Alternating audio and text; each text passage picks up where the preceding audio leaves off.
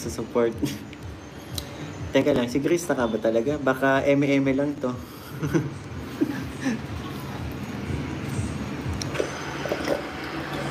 Wala pa kayong vlog, pinikilig ka na dyan.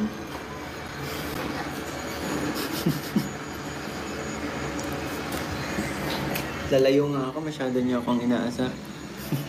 Yan. Pag malapit sobra, bro, talo ka na. Kalinga pa rin, hindi ako papayag. Alam niyo yan, sinabi, di ba? Alam mo yan, competitive ako. Hindi ako papatalo. Sisirain ko ang practice ni Grisa ng matagal. Isang titigan lang yan. Talo na yan.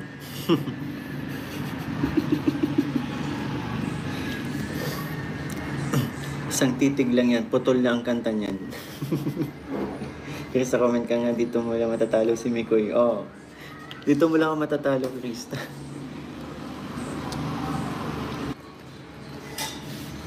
Hello, Nak. Si Krista. Andiyan, nakalimutan ko lang yung lyrics.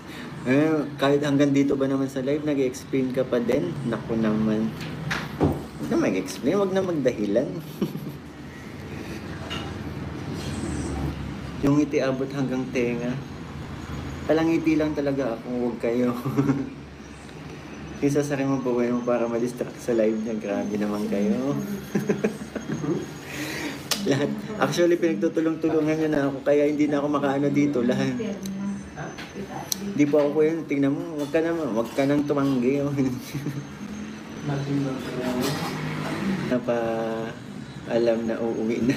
Pinapaalam na uuwi na. Hindi, uuwi na ako para mag-practice ako. Pag-ahandaan ko yung Monday. Bro, di mo na lang tinanong.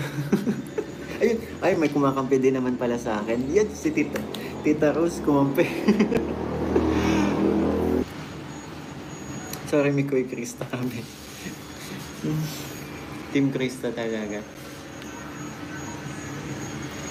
Pag tinititigan mo. Daanin mo, Bebe Krista, sa pataas-taas ng kilay. Hindi ako madadali dyan. Marunong din naman ako nun, no? Ang aga niya pinakita sa akin yung weakness niya. Ayan, tuloy. Kalingap ni ko kinikilig kami sa sinabi mo kay Krista na hihintayin pa. Kinikilig ka. Hihintayin pa kita.